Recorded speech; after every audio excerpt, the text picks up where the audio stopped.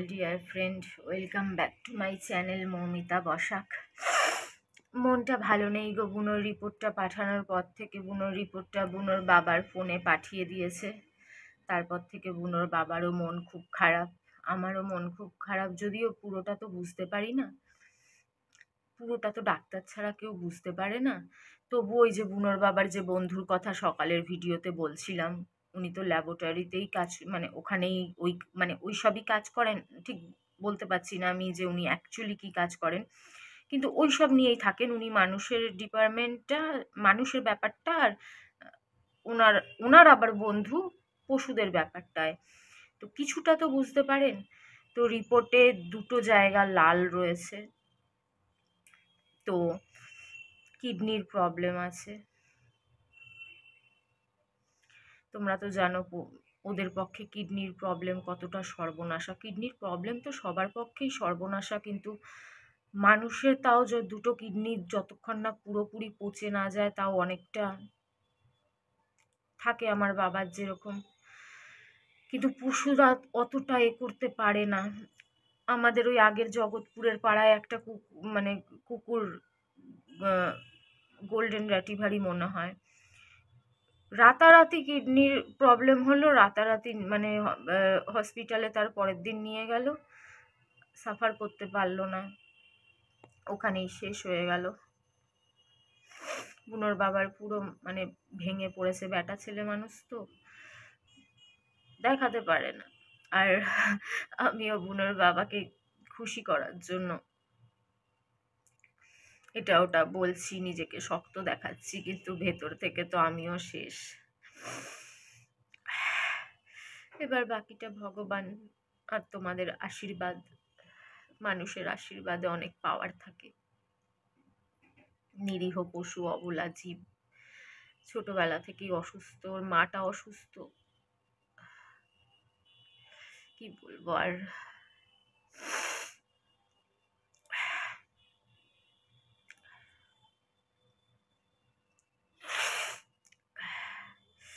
না জানি আর ডাক্তার আবার কি কি বলবেন, কি কি ওষুধ। আসলে এত ওষুধ খাচ্ছে, এত ওষুধ খাচ্ছে, এত বুনোর বাবা উনিও বলছিলেন যে বুনোর বাবার বন্ধুটা এসছে, যে এত ওষুধ খাচ্ছে না, এত ওষুধ খেলেও তো কিডনিতে এফেক্ট করে না, কিন্তু কি করবে, ওর তো রোগ, ওষুধ তো খেতেই হবে। এত অ্যান্টিবায়োটিক, এত অ্যান্টিবায়োটিক, ওষুধ তো বন্ধই থাকে না। দেখোই তো তোমরা যে ওষুধ ওর 12 মাস চলছে, কোনো না কোনো ওষুধ। এমন কোনো ওষুধ নেই যে মানে একবার হলেও খাওয়াতে হয় না, কিছু না কিছু ও খাচ্ছেই। এই হজম, এই লিভার, এই অমুক, মানে ওষুধ বন্ধ নেই। আর এত মানে যেমন দাম তেমনি কড়া, এত কড়া কড়া অ্যান্টিবায়োটিক দেয়। এমনি ছেলেটার শরীরে কিচ্ছু নাই। তারপর হিমোগ্লোবিন একদম, শ্বেত রক্ত একদম কমে গেছে। শ্বেত রক্ত নয় কমে গেলে সেটা ওষুধপত্র খেয়ে বাড়ানো যায়, সেটা নিয়ে অতটা প্রবলেম নেই। কিন্তু প্রবলেম হচ্ছে কিডনি। ওদের তো ওই হার্ট ফেল আর কিডনি, এই দুটোতেই ওরা শেষ।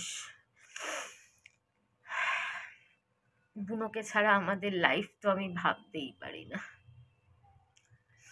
8 বছর আগে একরকম ছিল, 8 বছর ধরে যবে দিয়েও বুনো এসছে তবে থেকে ওকে ছাড়া আমরা দুজন কি করব, কিভাবে থাকবো ভাবতেই পারি না। যতই বৈষ্ণবীকে নিয়ে আসি, যাই করি, কিন্তু দেখো, একটা সন্তানের সাবস্টিটিউট আরেকটা সন্তান তো দিয়ে হয় না, ওরম ভাবে হয় না। এদের এক ধরনের ব্যবহার, এক ধরনের মায়া, পশু বাচ্চার মায়া একরকম।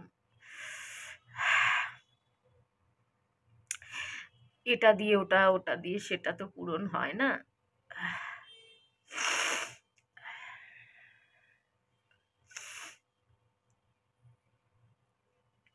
অনেকে ওকে নিয়ে কত পছন্দ করে না, কত কথা শুনেছে বেচারা।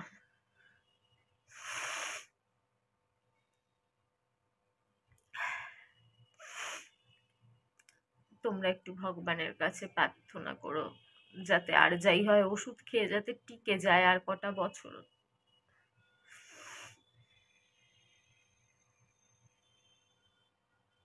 খুব খারাপ লাগে। আবারে বাবা, বড্ড জ্বালা, বড্ড জ্বালা। এ মায়ায় না জড়ানোই মঙ্গল, বাবারে বাবা।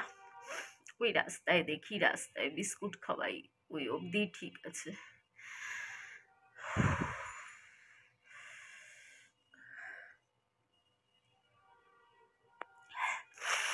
ব্যাস এইটুকুই বলবো, তোমরা একটু প্রে করো ওর জন্য।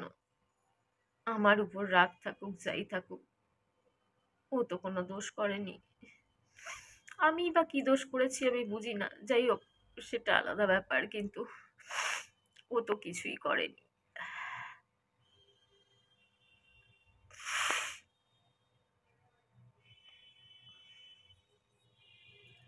ওর জন্য একটু প্রে করো।